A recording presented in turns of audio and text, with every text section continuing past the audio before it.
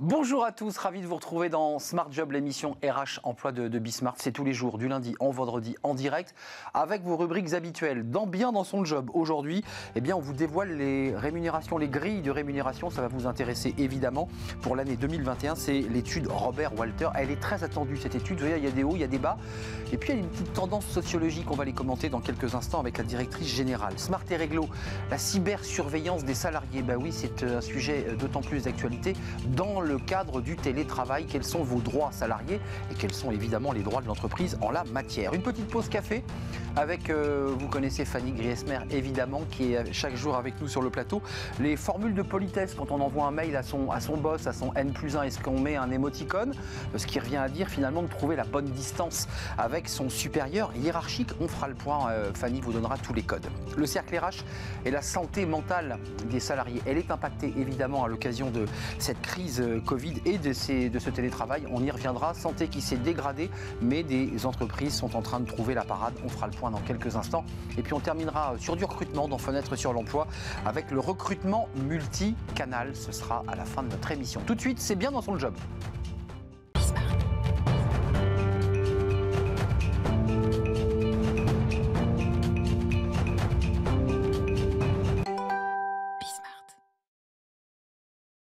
Le recrutement et la grille des salaires, vous l'attendez, c'est bien dans son job, parce que c'est un moment important. Les cadres se disent, tiens, cette année, est-ce que je peux négocier? Est-ce que je vais être augmenté en fonction du secteur d'activité? Vous allez voir, c'est un peu plus nuancé. On fait le point aujourd'hui avec Coralie Rachet. Vous êtes déjà venue sur notre plateau, Coralie.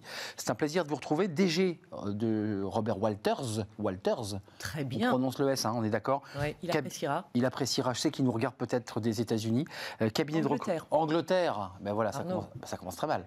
Robert Walters est d'Angleterre. C'est un Anglais. C'est un Anglais. Cabinet de recrutement spécialisé, c'est une marque qui a 20 ans ici en France, une marque connue. Et puis, évidemment, vous vous êtes amusé, entre guillemets, à faire cette espèce de grille des salaires en fonction des métiers actifs, passifs. D'abord, un petit mot sur la sociologie et sur la relation des cadres avec leur salaire. J'ai lu dans votre étude que seulement 26% considéraient qu'ils allaient être augmentés. Ça veut dire qu'il y a quand même près des deux tiers qui considèrent qu'ils ne vont pas l'être.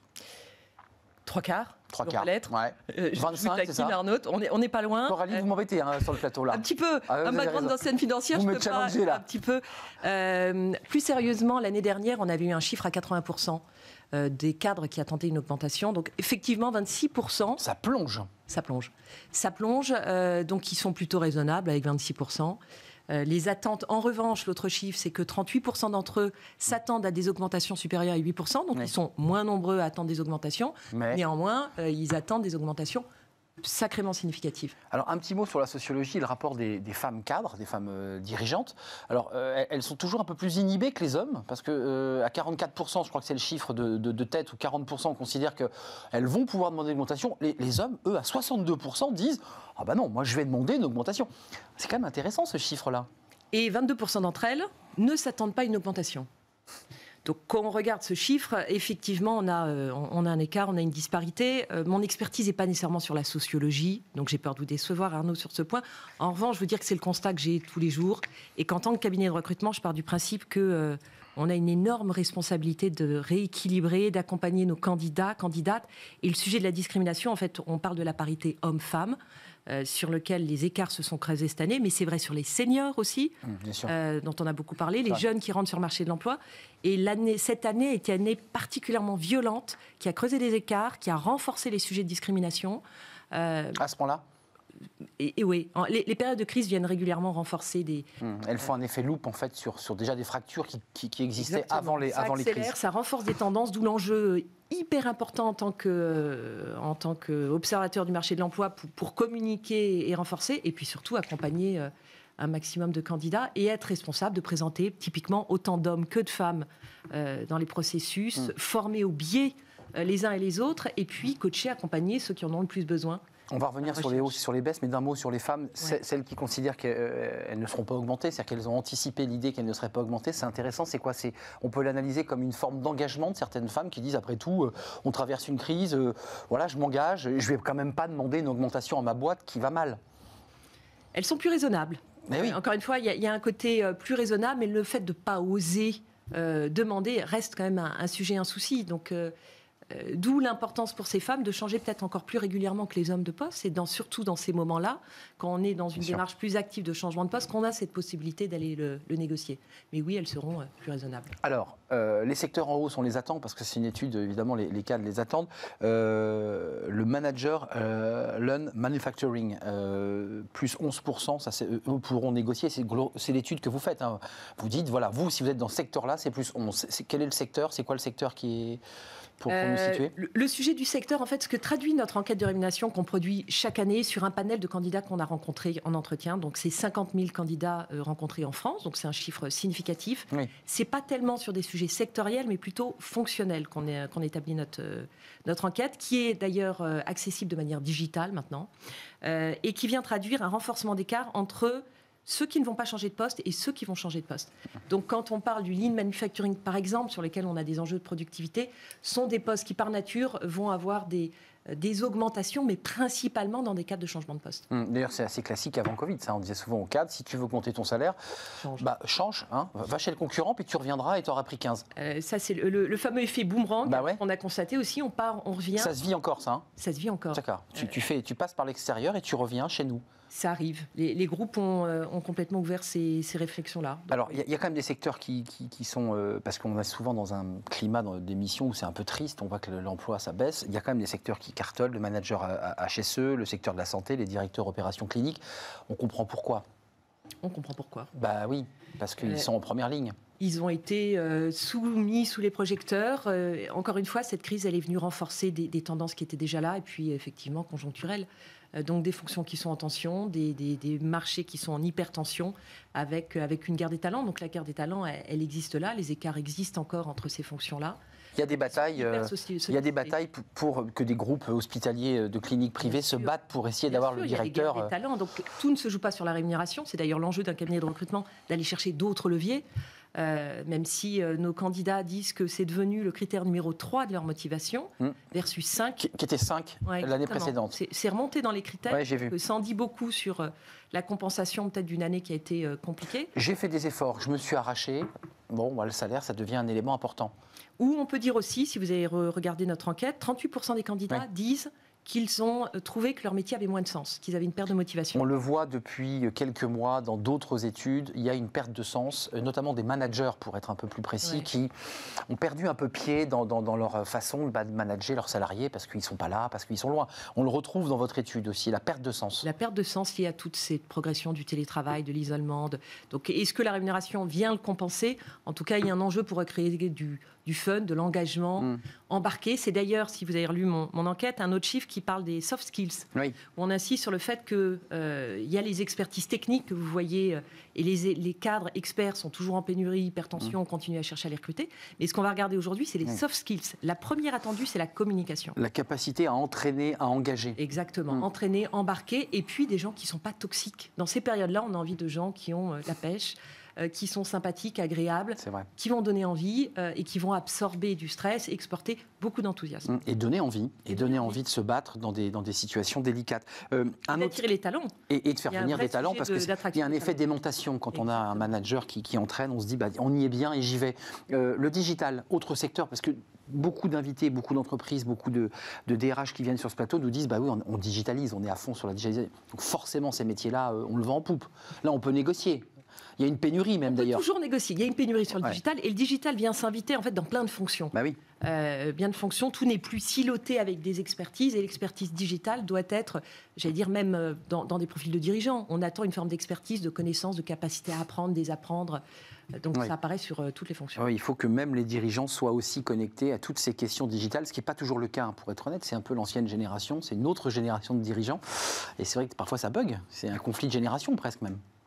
Oui, conflit de génération, mais en tout cas, ce dont on a beaucoup parlé cette année, c'est cette capacité à apprendre, à bien s'entourer, et ça fait partie de mon métier, de s'assurer que si on n'a pas l'expertise, d'avoir cette ouverture, cette connaissance, et de bien s'entourer avec des experts. Les fonctions juridiques, fiscales et compliance, ça c'est intéressant d'en parler, parce que là aussi, il y a la digitalisation, puis il y a aussi tout le support juridique, fiscal, et ça, ce sont des postes aussi qui sont recherchés. Qui étaient en tension, qui ont des inflations de salaire depuis très longtemps. Ouais. On continue à avoir une judiciarisation de l'économie. La compliance qui grimpe, enfin voilà, c'est des... des profils en hypertension qu'on continue à demander. Voilà. Avant de nous quitter, il y a un chiffre dans votre étude qui est intéressant, qui vient corroborer finalement l'idée qu'il y a la perte de sens, puis on découvre aussi quand même chez les cadres l'envie de renverser la table, de se barrer, d'arrêter leur boulot. Il y en a quand même 61% qui envisagent de changer d'emploi dans l'année à venir, et pour certains, pour être précis, ce sont des reconversions, ce sont des gens qui disent « j'arrête ce boulot de dingue et puis je me lance dans la boulangerie dans le Cantal ». Vous en avez des profils comme ça ? Le Cantal Le Cantal, pas forcément. On peut choisir un autre département. Si vous préférez le Gers, on prend le Gers. Mais en tout cas, des cadres qui ont envie de changer de vie, de renverser la table. Bon, moi, ce que j'ai constaté pour l'instant, c'est qu'il y a une forme de fantasme autour de tout ça. Oui. Que, on en parle beaucoup, mais... Est-ce qu'on passe le pas ? En tout cas, ce qui est sûr, c'est qu'il y a une espèce de contrat psychologique, moi, que j'ai vu et entendu sur les sujets de frustration ou déception des métiers, où les candidats vont peut-être un peu moins s'engager dans leur métier pour passer du temps. Vous me parliez de votre propre expérience, Arnaud, sans trahir ce qu'on s'est raconté avant l'émission, où on peut avoir plusieurs vies, des passions, allier des passions, des centres d'intérêt. C'est exact. Donc je pense que c'est ça la tendance. Et pour ce qui est des cadres qui sont confiants, ils le sont relativement. Ils ont envie de bouger. Certains, simplement parce qu'ils se sentent en force. Parce que leur secteur est porteur. Challenge et pourquoi pas. Et puis d'autres qui vont être déçus, qui ont été déçus de cette année, de leur environnement, et qui peuvent être déçus de ce moment hyper clé, qui est le moment des entretiens annuels, rémunération, expression du niveau de bonus, qui peut être un sujet de frustration s'il n'y a pas de projection. Ouais. Il y a la question des bonus, parce qu'évidemment, les primes, les bonus et l'augmentation du salaire, évidemment, il y a plusieurs niveaux. Évidemment. Il y a plusieurs segmentations et participation, intéressement encore, mais ça, c'est un sujet qu'il va falloir... Oui, on vous y reviendrait, parce que d'abord, c'est terminé, et puis par ailleurs, parfois, on n'est pas augmenté, mais on a une prime. Et parfois, on est déçu parce qu'on n'a que la prime et pas l'augmentation, ce qui est un autre sujet. Coralie Rachet, merci d'être venue, m'avoir fait sourire sur ce plateau. Directrice générale de Robert Walters, tout le monde l'aura compris, il nous regarde d'Angleterre. Cela va sans dire. Merci d'être venu faire un tour sur notre plateau. La suite, c'est Smart et Réglo, ce sont les avocats. Vous voyez, les avocats, c'est un métier qui marche bien aussi, avec la cybersurveillance des salariés. C'est tout de suite, c'est notre rubrique Smart et Réglo. Smart et Réglo, avec notre avocat Frédéric Sardin, le nôtre, non, il ne nous appartient pas, soyons sérieux, avocat au barreau de Paris, associé au pôle IP, Tech et Data du cabinet Jantet. Vous êtes déjà venu nous rendre visite sur des sujets qui sont liés à la data, et là on s'intéresse, c'est un sujet qui revient beaucoup dans l'actualité, puisque Fanny Griesmer, dans une de ses chroniques la semaine dernière, évoquait l'idée que certains salariés pouvaient être surveillés. C'est un vieux sujet d'avant Covid qui a pris toute sa puissance avec le télétravail, et notamment, utilisons le mot tel qu'il est, la cybersurveillance des salariés. Quels sont les droits des salariés en la matière ? Parce que c'est quand même très complexe. D'abord, c'est très subtil. Et puis, à partir du moment où on est surveillé, en général, l'employeur ne vous le dit pas. Donc, c'est compliqué. Alors, on y reviendra tout à l'heure, mais l'employeur doit vous le dire lorsqu'il vous surveille. Bien sûr. Mais c'est vrai que cette question de la cybersurveillance, elle oppose finalement deux droits, deux valeurs. D'une part, le droit du salarié à sa vie privée sur son lieu de travail, et puis d'autre part, le droit de l'employeur à surveiller, sécuriser son entreprise, le contenu des messages qu'échangent notamment ses salariés. Ça, elle a le droit sans le prévenir ? Alors non, pas sans le prévenir. Parce que souvent, on a l'impression qu'on a des filtres comme ça qui viennent chercher par mots-clés, par exemple. En fait, la Cour de cassation a eu une évolution et a fait évoluer sa position sur la question. Premier temps de la réflexion, c'était 2001. On a eu un arrêt Nikon très important qui a posé un principe. La marque Nikon ? La marque Nikon, les appareils photo Nikon, donc qui était en cause dans ce dossier, qui a posé le principe de ce que le salarié a droit au respect de sa vie privée, y compris sur son lieu de travail.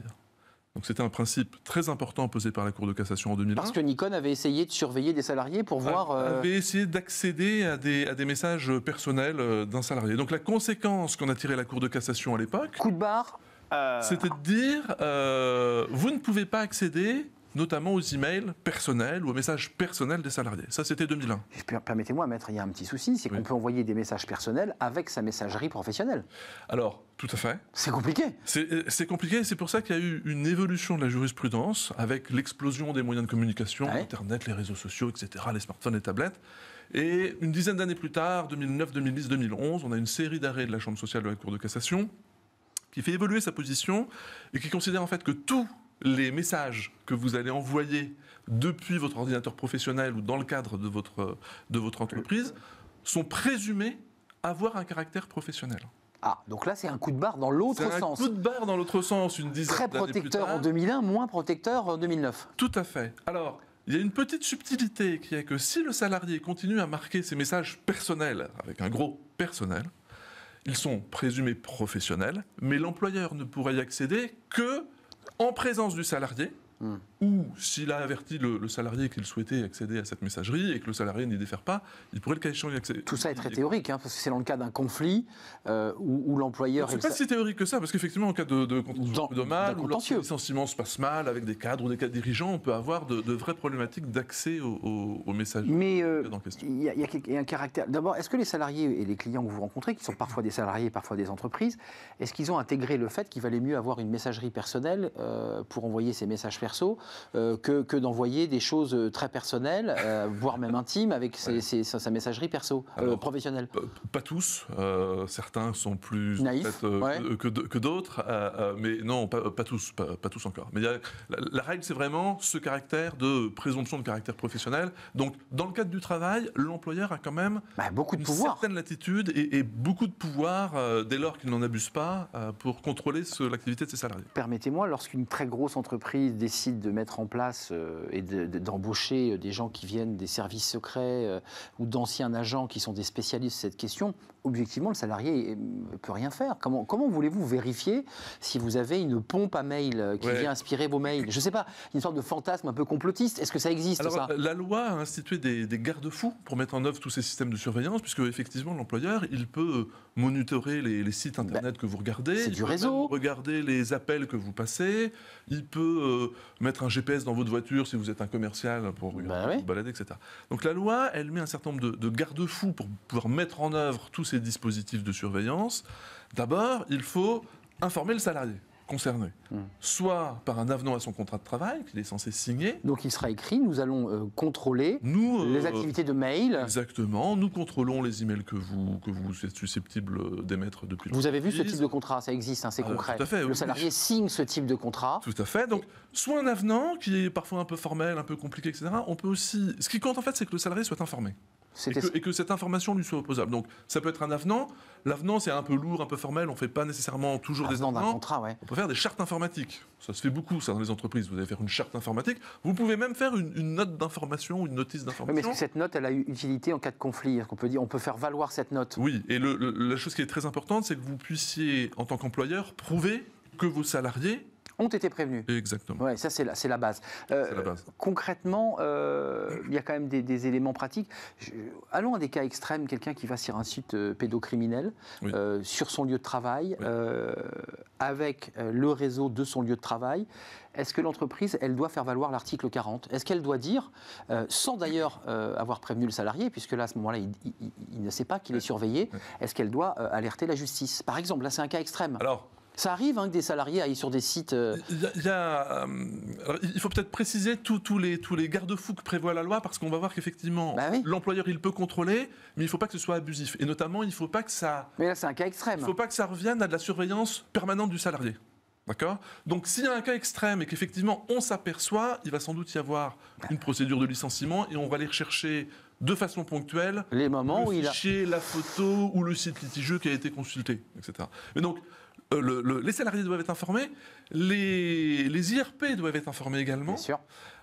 Et puis la loi vous fait obligation de conserver toutes les données que vous monitorez que pendant un temps limité. C'est quoi le délai de conservation? Typiquement, quand vous conservez les logs de sites internet, c'est 6 mois à peu près. Vous pouvez, quand vous conservez les enregistrements téléphoniques de vos salariés, c'est 6 mois à peu près. C'est entre 6 mois, 2 mois. Les emails, ça peut être toute la durée du contrat de travail, la présence du salarié. Une durée ensuite au-delà pour des fins d'archives, pour respecter des obligations légales que pourraient vous faire certains textes. Je sors un peu du sujet, mais c'est un coût pour l'entreprise tout ça, parce qu'il faut qu'elle stocke, il faut qu'elle garde, ça a un coût, il faut mettre en œuvre les politiques, s'assurer que les salariés soient informés, s'assurer que dans le service informatique on ne fait pas n'importe quoi et qu'on ne passe pas sa vie effectivement à surveiller. Exactement. Oui, ça peut venir tout simplement du service informatique qui s'amuse à acheter un œil dans le bureau sur le bureau de la voisine. Voilà, et donc la limite à tout ça, c'est vraiment une question de proportionnalité. L'employeur a, on l'a vu, une large palette de moyens pour contrôler l'activité de ses salariés,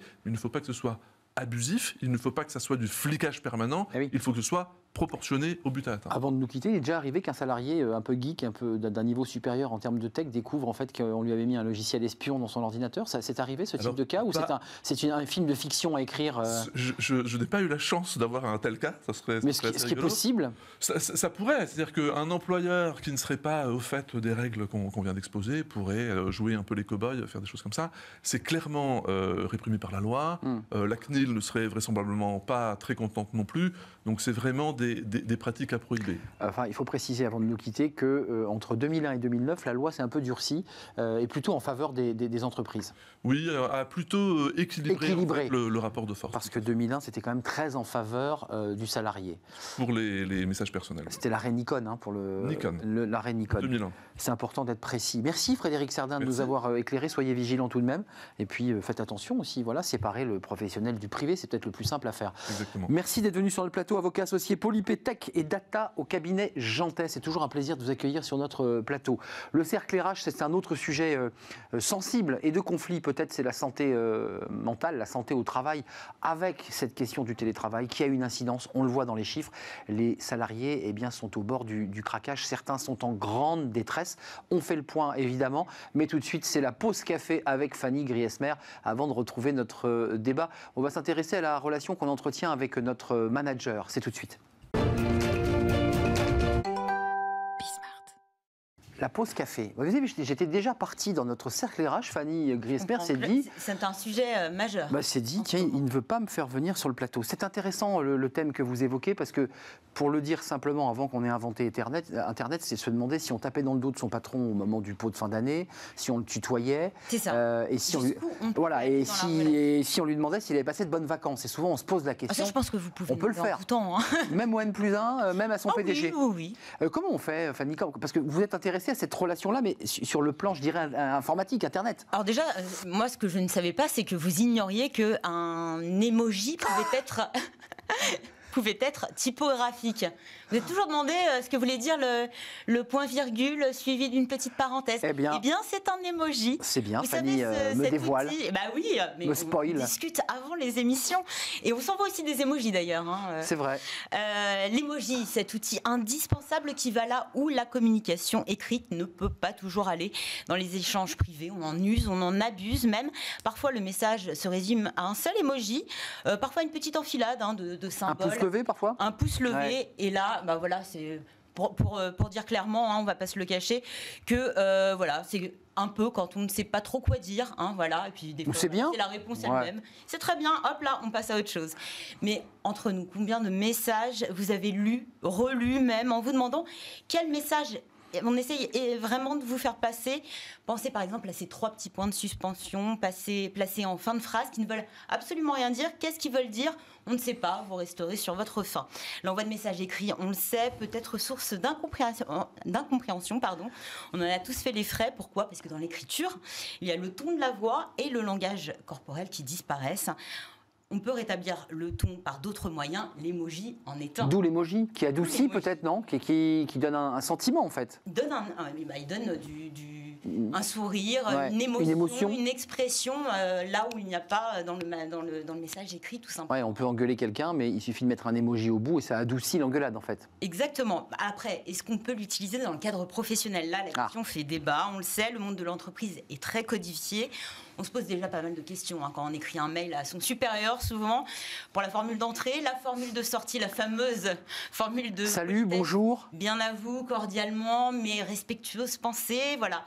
Bon, en tout cas, Adobe, l'éditeur de logiciels, s'est posé la question et s'est penché sur le sujet. En 2019, 61% des utilisateurs d'emojis déclaraient les utiliser dans le cadre professionnel. Ouais. Alors, si on imagine que ça se répand, c'est bien parce qu'il y a des bénéfices. 78% des professionnels estiment que les emojis ont une influence positive sur les affinités professionnelles. 31% se sentiraient plus connectés aux personnes à qui ils en envoient régulièrement. 74% déclarent même que les emojis rendent les informations plus sincères et 53% qu'ils rendent certains retours négatifs plus acceptable. Donc ça veut dire faire passer la pilule. Ça veut dire que aujourd'hui, d'ailleurs, quand on va sur sa palette d'émojis, ils augmentent les émojis en ancré. Il y en a de plus en plus. On peut même raconter une histoire en émojis. Rien qu'avec des émojis. Alors, est-ce qu'on peut utiliser toute cette palette? Non. Alors, pour l'usage, ce sera avec les collègues. Là, on peut pas trop se poser la question, je pense que vous pouvez les utiliser avec votre manager un petit peu plus. Les deux petites mains, les clac-clac-clap pour dire bravo patron, c'est bien ce qu'on a fait. Il y a celui-là qui marche bien. En fait, il y a un top 5 des emojis quand même. Dans tous les cas, j'ai envie de vous dire que ça dépend du lien que vous entretenez avec les personnes que vous côtoyez au travail. Et c'est un petit peu comme pour la tenue vestimentaire, tout repose sur la culture d'entreprise.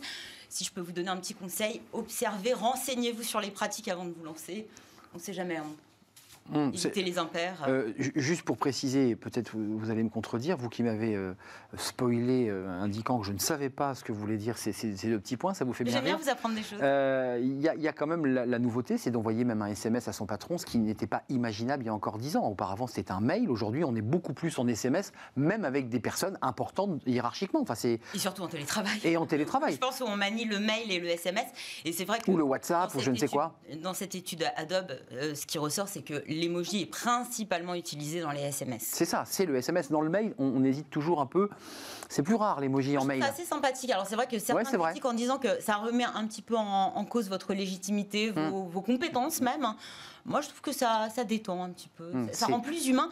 Et surtout en cette période où le masque est obligatoire, on a bien besoin de voir les expressions, puisque même quand vous rencontrez la personne, des fois, c'est difficile à lire sur un visage à moitié découvert. En tout cas, l'emoji, c'est quand même l'outil du SMS. Il est marié au SMS avec le mail. Peut-être la nouvelle phrase de politesse de demain. Peut-être la dernière phrase, la phrase de politesse. Peut-être qu'il faut inventer un emoji qui vient dire bien à toi, ou bien cordialement, ou bien amicalement. Un bon sourire, ça fait toujours plaisir. Exactement. Je préfère les emojis avec sourire. Merci Fanny, merci de m'avoir spoilé évidemment dans cette chronique. On se retrouve demain. Je prendrai ma revanche évidemment. Tout de suite, je vous l'avais promis, c'est le cercle RH. Je vous l'avais même présenté. Après cette pause, c'est la santé mentale des salariés. Elle s'est dégradée depuis presque un an. Que faire? Des entreprises tentent de remédier avec, vous allez le voir, un certain nombre de propositions très concrètes. Elles seront avec moi sur le plateau. C'est tout de suite après la pause.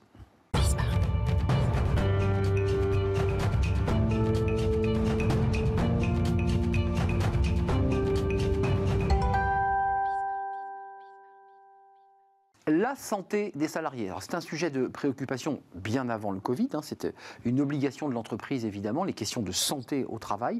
Et il y a des obligations légales. Et puis, on va parler, bien entendu, de la santé mentale, parce que des salariés jeunes, on y reviendra, puisqu'on parle des étudiants, mais il y a aussi de jeunes collaborateurs qui, moins de 29 ans, sont parfois en difficulté psychologique pour des raisons qu'on va évoquer sur ce plateau. Que faire? Comment répondre à cette question? Les chiffres sont clairs. Dernière étude de Malakoff, Humanis Malakoff, qui évoque une augmentation du nombre d'arrêts maladie de longue durée liés à des questions liées à la santé mentale des collaborateurs. Donc c'est un sujet de préoccupation et l'entreprise évidemment doit s'y atteler, probablement que l'État aussi. Georges Aoun, merci d'être avec nous. Vous êtes le cofondateur de Concilio, qui est une plateforme d'accompagnement médical personnalisé. Elle est basée en France, mais vous avez élargi votre spectre à d'autres pays, on en parlera. Vous avez une logique très internationale en disant, après tout, il n'y a pas de différence entre les pays, dans notre stratégie en tout cas, c'est ce que vous défendez. Bonjour Arnaud. En fait, il y a une réalité, que ce soit en France, que ce soit en Europe, que ce soit au niveau mondial, nous avons exactement les mêmes problèmes pour les salariés, pour les utilisateurs de notre plateforme. Alors, c'est 20 000 médecins, on parle de la France, là, en l'occurrence, qui sont recommandés par votre structure. Au niveau mondial, nous avons 20 000 médecins. C'est au niveau mondial, voilà, 20 000 médecins. France, nous sommes à plus de 6 000 médecins. 6 000 médecins. Et vous couvrez bien 250 000 personnes au total qui sont accompagnées par Concilio. 250 000 personnes qui sont accompagnées grâce à des abonnements qui sont pris par les entreprises pour leurs collaborateurs. Pour leurs collaborateurs. Christophe Nguyen, vous êtes déjà venu sur notre plateau. Merci beaucoup. Psychologue du travail et des organisations, président d'Empreinte Humaine, tous les deux, Georges Aoun et Christophe Nguyen. Vous allez nous proposer, on va la découvrir évidemment, on en a fait un digest, des sondages, des études, un baromètre pour vous, puis un sondage Harris Interactive sur la relation des entreprises avec la santé des collaborateurs. Puis vous l'avez traité, c'est très intéressant. Côté DRH, et côté représentant du personnel. Tout à fait, c'est le rôle de la santé dans sa globalité. Et on voit qu'il y a certaines réponses sur lesquelles il y a des petites différences entre les représentants du personnel et les RH. On va faire le point. D'abord, un diagnostic. Est-ce que nous sommes en train de noircir le trait sur, je parle de la santé mentale des collaborateurs, qui a augmenté les difficultés, ou est-ce qu'il y a une réalité aujourd'hui, le Covid est en train doucement d'impacter la santé des salariés? Oui, et ça, on le savait depuis le début de cette crise sanitaire. Vous l'évoquiez il y a déjà presque un an, quand vous êtes... parlé. Et effectivement, on a tenté d'alerter, parce que des études internationales épidémiologiques, parues dans The Lancet, montraient les effets d'une pandémie, d'un confinement et surtout des mesures sanitaires autres sur la santé mentale de l'ensemble de la population. Et nous, on s'est intéressé effectivement à regarder ce qui se passait pour les salariés, parce que l'entreprise reste encore un lieu, j'ai envie de dire, de socialisation, un lieu de protection. Il y a un enjeu. Il y a des questionnements aussi internationaux, puisqu'on parle de ça, sur le rôle, on va dire, en termes de santé publique et de politique de santé publique des entreprises. Et notamment, c'est son rôle ou c'est pas son rôle d'ailleurs? Parce que c'est une question. Puissance publique ou entreprise? Georges Aoun, vous en pensez quoi? Parce que c'est un peu votre étude. C'est à l'entreprise de faire ça, ou est-ce que c'est au pouvoir public de dire on a une situation sanitaire dégradée, c'est à nous, notre réseau de médecins, de s'organiser? En fait, on est beaucoup plus pragmatique que ça. Notre étude montre que l'entreprise a intérêt à le faire.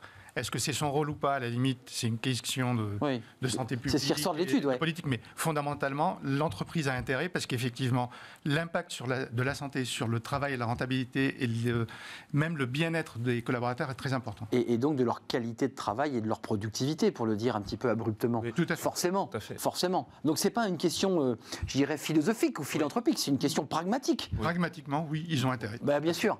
Par contre, il faut que les pouvoirs publics les aident. Et je pense que ça, autant ils ont fait beaucoup de choses sur la question des protocoles sanitaires et des échanges qu'on pu avoir avec les partenaires sociaux pour la mise en place dans les entreprises de mesures de protection par rapport au Covid. Sur la partie mentale, c'était beaucoup plus light. Et je pense qu'il y a aussi un enjeu quand on compare d'autres pays où je ne vous rejoins pas tout à fait, parce que autant il y a un mouvement de fond international sur le fait que les niveaux de stress sont toujours en augmentation, et que cette crise n'a fait qu'accélérer cela, qu'on n'a jamais parlé autant de ce sujet en France notamment, alors que les indicateurs continuaient de se dégrader en termes de maladies professionnelles et d'accidents du travail reconnus pour la question des risques psychosociaux, en matière d'absentéisme qui était en constante augmentation, même avant la crise. Et arrêt de maladies longue durée aujourd'hui, qui ne sont pas déjà arrêt court. Par rapport à ce sujet de la Covid. Et il y a aussi Georges Aoun, qu'est-ce que vous en pensez? Parce que là vous n'êtes pas tout à fait d'accord. Vous disiez qu'il y a une forme d'internationalisation et d'une logique un peu internationale et mondiale. Il y a des disparités entre chaque pays et des politiques publiques et des politiques mises en place différentes. En fait, ce qu'on a pu constater, nous, c'est que avant même la crise du Covid, on avait fondamentalement un mouvement dans les entreprises qui était « je vais m'occuper de la santé de mes collaborateurs » parce que bêtement, il y a effectivement un retour sur investissement. Et puis l'entreprise n'est pas là que pour produire et faire de la richesse, elle est aussi là, évidemment, à une raison sociale. Voilà, et après il y a la raison sociale, il y a les politiques de RSE, il y a les entreprises à impact qui arrivent et qui se disent « voilà, c'est un élément que je vais prendre, un flambeau qui va arriver ». Tout à fait. Donc c'est le mélange des deux qui est intéressant. Effectivement, les intentions étaient là. Et avant la crise, on a vu tout ce qui est autour de la qualité de vie au travail. Après, tous les observateurs et les institutionnels, comme l'ANACT, ont étudié le fond de ces accords ou des mesures. Et on voyait bien que c'était plutôt des mesures périphériques au travail, pas trop sur le management, encore moins sur l'organisation du travail, même si les intentions sont là. Je pense qu'il y a un vrai enjeu de méthodologie. Juste d'un mot, 70%, ça c'est votre baromètre, et puis on commentera quelques chiffres qui sont intéressants. Plus de 90% des salariés, tout à fait, et oui, totalement, considèrent que l'entreprise, elle a un rôle à jouer, elle est décisive sur les questions de la santé en général, d'ailleurs, et pas que la santé mentale. Aussi, et la légitimité. C'est un élément qui 70% dans votre baromètre considèrent que les personnes touchées avaient moins de 29 ans. Juste sur le plan sociologique, ça nous dit quoi? C'est des personnes qui ne sont pas encore mariées, qui sont un peu fragiles, qui sont dans un entre-deux? Oui, disons que ce sont les premiers accédants à l'emploi, les jeunes, qui n'ont pas eu le temps avec cette crise finalement de s'acculturer à l'entreprise et d'avoir des repères et des certitudes. Repères qui ont été complètement bousculés, balayés par cette crise, repères personnels, mes repères familiaux, repères également, j'ai envie de dire, professionnels. Et nous, ce qu'on entend dans les accompagnements des jeunes qu'on a, certains dans parce que vous avez évidemment une ligne d'écoute et des accompagnements spécifiques, c'est que effectivement, ils ne savent plus finalement comment organiser une journée. Ils sont en questionnement sur leur choix de première orientation professionnelle en se disant mais qu'est-ce que je vais devenir et est-ce que j'ai fait les bons choix, surtout que je ne peux pas, pour beaucoup, et ils vivent encore plus mal, eux, le 100% télétravail, contrairement peut-être à une idée reçue qu'on avait sur les jeunes qui voulaient digital native. Ils ont envie d'être dans la boîte. D'être dans la boîte, voir les anciens, voir comment la culture du métier, ça s'apprend. Alors, la relation au père, pour faire un peu de psychanalyse, à l'aîné. Effectivement, père, même PAIR. Et PAIR. En tant que tel, de pouvoir apprendre. Et là, ils ont l'impression aussi qu'on gâche et qu'ils se gâchent par rapport à ça. Et ils ont encore moins de repères que les autres. Qu'est-ce que vous disent les entreprises? Vous nous disiez qu'il y avait quand même une évolution avant Covid avec des entreprises, vous l'évoquiez, à impact, qui mettaient le RSE en avant et qui disaient aujourd'hui, nous, comment vous les accompagnez, vous, chez Concilio, justement? Parce qu'il y a celles qui sont convaincues, puis j'imagine qu'il y a celles qu'il faut convaincre aussi. On a eu pendant 4 ans celles qu'il fallait convaincre. Oui, c'est ça. Après, il y a la preuve par l'exemple. Et je pense que pour nous, le premier confinement a été un formidable accélérateur parce qu'en fait, fondamentalement, vous testez le service Concilio. Et aujourd'hui, nous, on l'a mis à disposition d'un certain nombre de nos clients. À marche forcée, j'ai même envie de dire. À marche forcée, on a eu 4,8 sur 5 de retour en taux de satisfaction de nos utilisateurs sur 70% et plus des collaborateurs qui l'utilisent. Ça veut dire très concrètement pour ceux qui nous regardent, l'entreprise prend votre service et le propose à ses collaborateurs. Ça veut dire quoi? Que je peux appeler un médecin? Ça veut dire que j'ai une ligne en direct? Comment ça marche? C'est très simple. Vous avez accès à un site web. Vous rentrez, vous avez utilisé votre adresse personnelle pour des raisons de confidentialité. Ça, c'est très important. Secret médical, confidentialité. Et même ne serait-ce que construire justement cette relation avec Concilio. Vous arrivez sur notre site concilio.com. Vous posez une question, c'est je veux parler à un médecin dans la demi-heure, dans l'heure, dans les 2 heures, pour un problème de... C'est serviciel, c'est urgent, je tire la sonnette. On ne fait pas d'urgence, donc j'ai un besoin... Enfin, si je veux parler à un médecin dans la demi-heure, c'est qu'en général, il y a besoin quand même. Ou simplement, mon enfant, il a mal à la tête, je ne sais pas si je dois aller au bureau ou pas, si le bureau est ouvert, donc qu'est-ce que je fais, comment je fais? Donc en fait, on est réellement une solution de service qui est là pour vous mettre en face du bon professionnel de santé quand vous en avez besoin. Et surtout réussir à avoir un rendez-vous, si je peux me permettre. C'est réussir à avoir un rendez-vous et trouver les... Pour être sérieux, parce que vous voyez un ophtalmo, je voyais un tweet qui passait, puis-je avoir un rendez-vous chez l'ophtalmo avant 2022, disait cette personne d'une ville de province, que je ne citerai pas. Non, mais même à Paris. En fait, et à Paris, bien sûr. Souvent, on a des retours de nos utilisateurs qui nous disent « J'habite à Paris, je suis dans un désert médical, merci de m'avoir trouvé un rendez-vous. » Paris est aussi un désert médical. Exactement. Juste d'un mot sur la santé mentale et sur la santé en général. Est-ce que vous avez vu, et vous l'avez dit, à marche forcée, vous avez Concilio et accompagné les entreprises et les salariés. Est-ce que vous avez vu une évolution, une dégradation des conditions de santé mentale et de santé tout court? Est-ce que vous le constatez? Ce qu'on a constaté pendant le premier confinement, c'est qu'il y a eu une grande question, un énorme questionnement. On ne savait pas vers où se diriger. Donc en fait, de facto, il y a eu un abandon de soins dans un certain nombre de choses. Après, on a eu une phase dans laquelle, effectivement, le côté santé mentale a commencé à apparaître. Et on a essayé de rattraper sur le côté santé physique. Et c'est l'importance de faire le lien entre les deux, parce qu'on a fait un très bon travail historiquement avec les lignes RPS, avec les TMS et tout ça. Mais on ne s'est jamais posé la question. Mon père est à Montpellier. Il commence à avoir un début d'Alzheimer. Comment je l'aide? Là, vous ouvrez la porte des aidants, la question des aidants.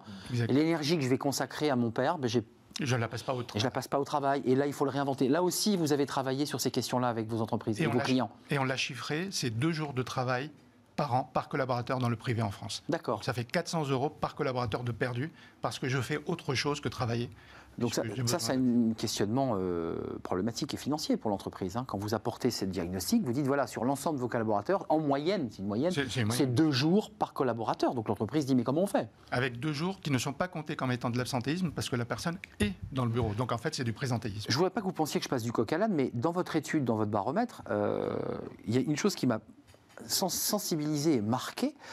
Lorsqu'on interroge les salariés, alors les managers, c'est encore pire, 55% considèrent que les personnes en télétravail abusent, c'est le mot que vous utilisez, et ça monte de 10% quand on interroge les managers qui disent bah oui, je pense que les gens en télétravail abusent. Pas tous, certains. Certains. Voilà. Non mais c'est en tout cas le baromètre et c'est le chiffre. Donc je l'amène brut. Oui.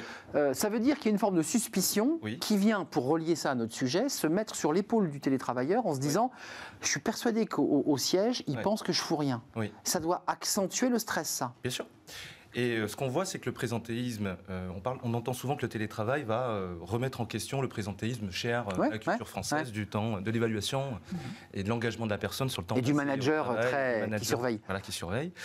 Et au final, on voit qu'à distance, on a aussi ces mêmes travers. C'est-à-dire que d'un côté, c'est une culture, c'est-à-dire aussi pour qu'il y ait des salariés qui fassent de longues heures, c'est qu'il n'y a pas que des managers. Il ne vient pas dans le bureau tous les quarts d'heure, mais c'est le mail tous les quarts d'heure. C'est le mail, et on voit aussi l'augmentation, je ne sais pas si vous avez vu, d'achats par les entreprises de logiciels de surveillance. On vient d'en parler. Okay. Et donc, par rapport à ça, ça montre bien qu'il y a des doutes et il y a un vrai enjeu de malentendu sur les droits et les devoirs des télétravailleurs. C'est-à-dire de disponibilité ou pas, sans être à disposition, quelle souplesse est laissée demander par les salariés et en même temps, quelle exigence le manager peut avoir. Ils sont parfois désemparés parce que cette situation... Eux-mêmes sont touchés par la détresse. Particulièrement en difficulté. Il le dit, c'est plus dur de manager à distance. C'est encore plus dur, 8 sur 10, d'identifier qui va pas bien ou pas, le moral. Oui, ils le disent, ils n'arrivent pas à voir. Ouais, et ils sont vraiment désemparés par rapport à ça. Il faut absolument les aider. Et c'est là où l'entreprise peut les aider, effectivement, en matière de santé, mais en matière d'efficacité aussi. Georges Aoun, sur des chiffres, Concilio, évidemment, doit consolider un certain nombre de chiffres par rapport à tous les clients et toutes les personnes qui, évidemment, sont couvertes par votre service. Qu'est-ce qui en ressort si on devait les classer? Il y a des difficultés de santé mentale, il y a des difficultés de la vie quotidienne, vous l'évoquiez tout à l'heure, une maman qui a son enfant malade. Qu'est-ce qui est ressorti? Et est-ce que vous avez vu une rupture avec cette arrivée du Covid? On a deux choses. On voit de tout.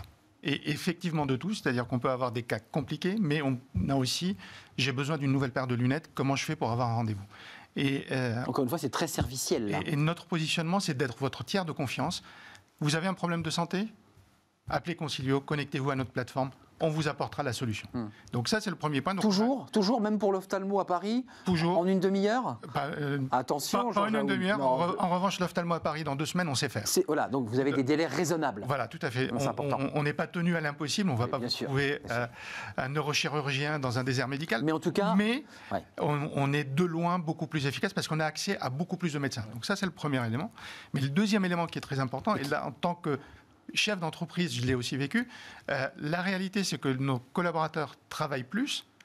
Ils travaillent plus sur des choses qui étaient déjà cadrées. Mais ce que le confinement casse, c'est un peu de la créativité, cet esprit d'équipe, ce côté de... Et c'est là où la santé mentale... On connecte nos cerveaux, en fait. C'est l'idée qu'on bosse ensemble et qu'on avance ensemble. La machine à café. Exact. La fameuse machine à café. Tiens, c'est une rubrique pour Fanny Griesmer, ça, la machine à café. Il n'y en a plus. Oui.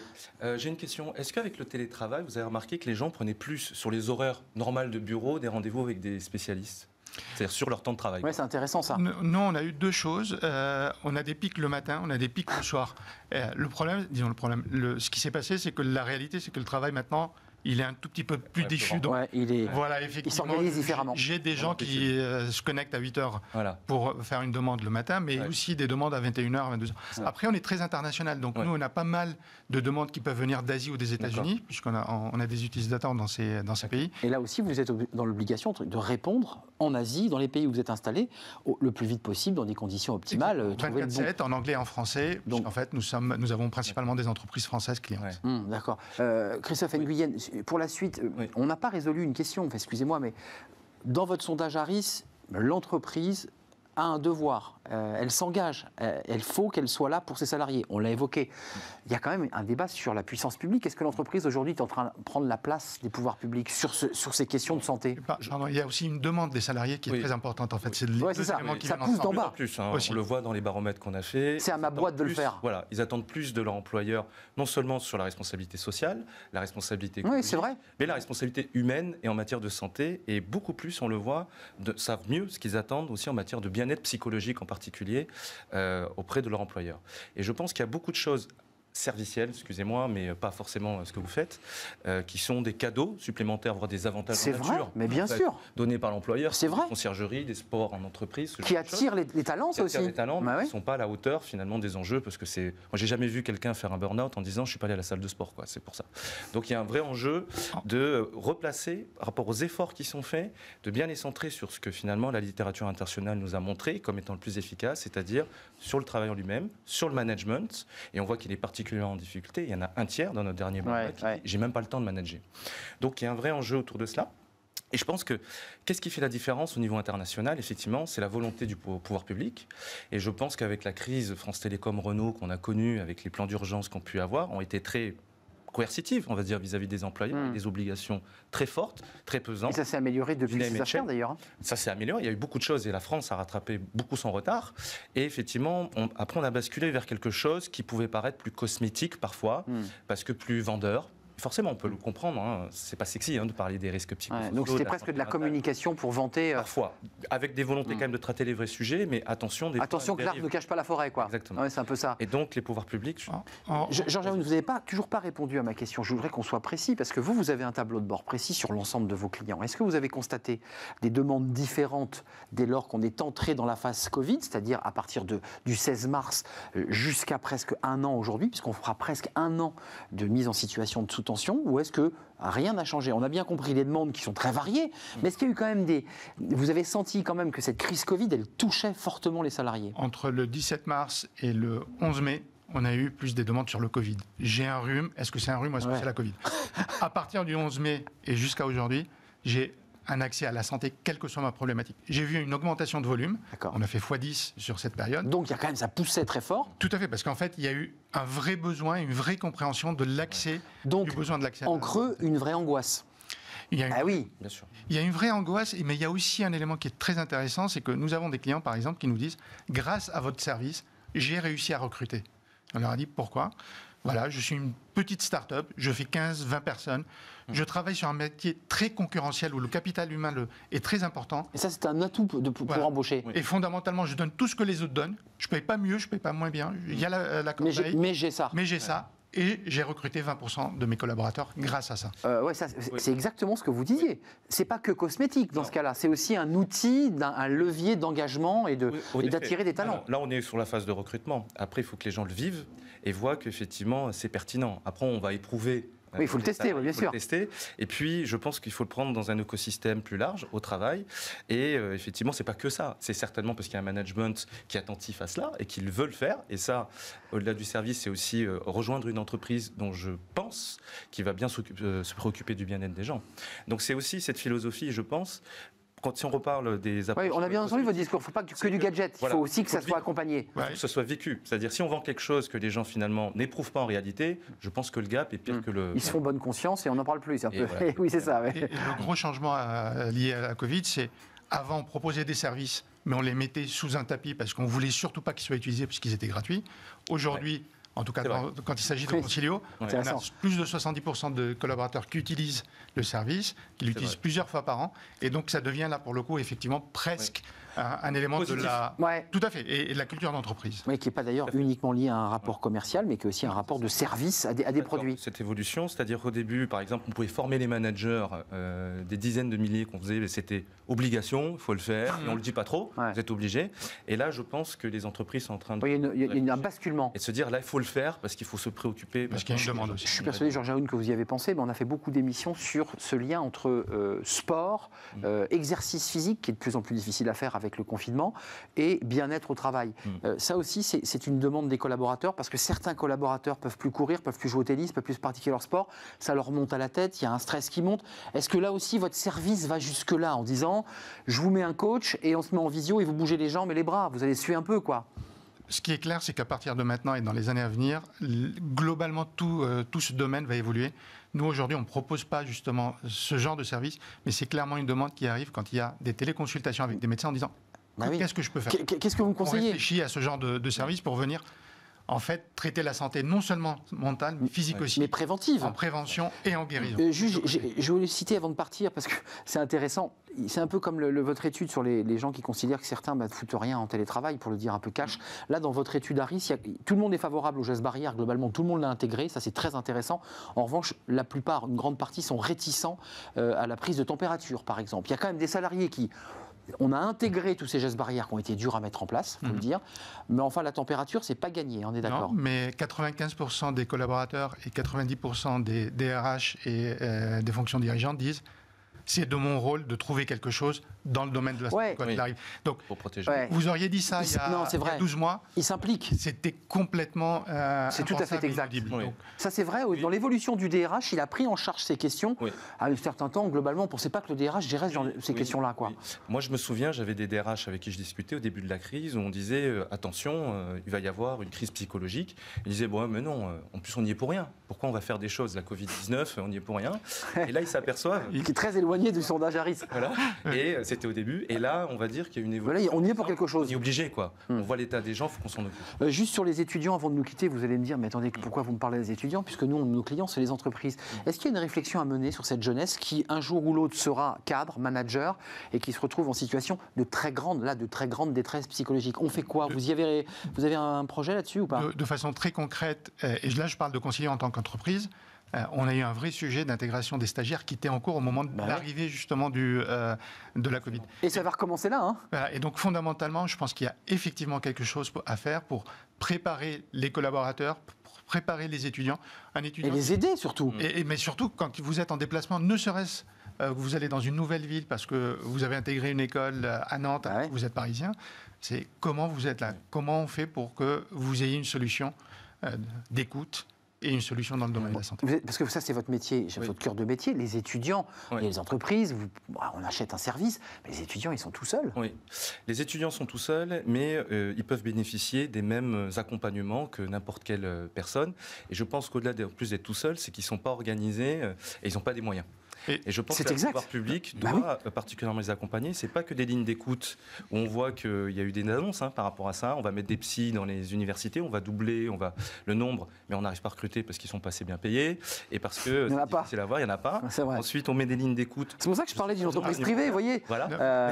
Il faut les accompagner, aller plus loin dans l'accompagnement, effectivement faire des groupes de parole. Il ne faut pas faire que des lignes d'écoute en individuel. Oui, il faut du présentiel, physique. Physique ou à distance, mais en tout cas, de recréer ce collectif, parce que c'est ce qui pèse le plus sur leur santé mentale, c'est leur isolement et le manque de lien social. Un dernier mot, Georges Aoun, ça se termine. À notre petite échelle, simplement sur ce point. Vous êtes modeste. Quand un collaborateur est couvert par une entreprise, sa famille, ses parents, ses beaux-parents, ses enfants majeurs et mineurs sont couverts. Donc les étudiants, pour nos 250 000, sont couverts. Ça, c'est une information, parce que vous risquez d'avoir des demandes. J'ai mon fils qui est dans une école de commerce, j'ai ma fille qui est à l'université, vous les avez, avec des parents qui sont démunis. Et donc, Concilio, là aussi, élargissent le spectre. Très intéressant. Et les enfants, en fait, ont droit à leur propre compte, donc ils peuvent le faire sans forcément passer... Avec leur compte personnel et leur mail. Donc, pour pouvoir un peu vider leur sac, parce que c'est un peu ça dont il est question. Exactement. Parce que l'angoisse des étudiants est forte. Ils cherchent un boulot dans quelques années et ils se disent, tout ça est un peu bouché. C'était un plaisir de vous accueillir sur le plateau. Georges Aoun, cofondateur de Concilio, qui est une belle entreprise accompagnement médical, on l'aura compris, une plateforme avec un maillage mondial, puisque vous évoquiez d'autres pays, l'Asie notamment, les États-Unis, le Canada, me semble-t-il. 60 pays. 60 pays, bon voilà, là on ne va pas les citer, on n'aura pas le temps. Christophe Nguyen, psychologue du travail et président d'Empreinte Humaine. Un sondage Harris Interactive à retrouver sur votre site concilio.com et puis votre baromètre qui est très intéressant sur la relation des managers, des salariés face à la santé mentale. C'est bientôt fini. Pas encore. Fenêtre sur l'emploi. On fait du recrutement. Tiens, aujourd'hui, on reste dans une ligne un peu cohérente autour du recrutement. C'est le recrutement multicanal. Et on en parle tout de suite avec un chef d'entreprise.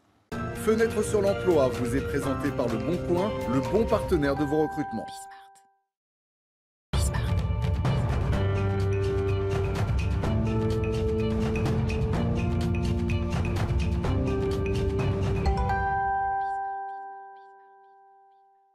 Fenêtre sur l'emploi, le recrutement multicanal. Vous allez tout savoir sur le recrutement multicanal. Alexandre Pham, merci d'être avec nous.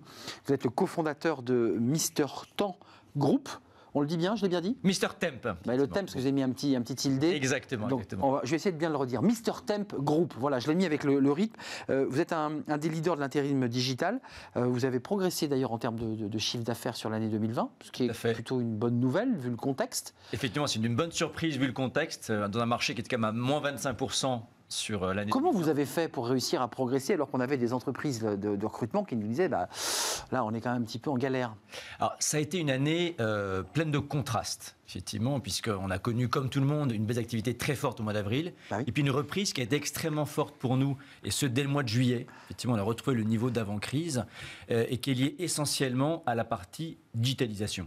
C'est vrai que vous doutez bien que le processus classique de recrutement d'intérimaires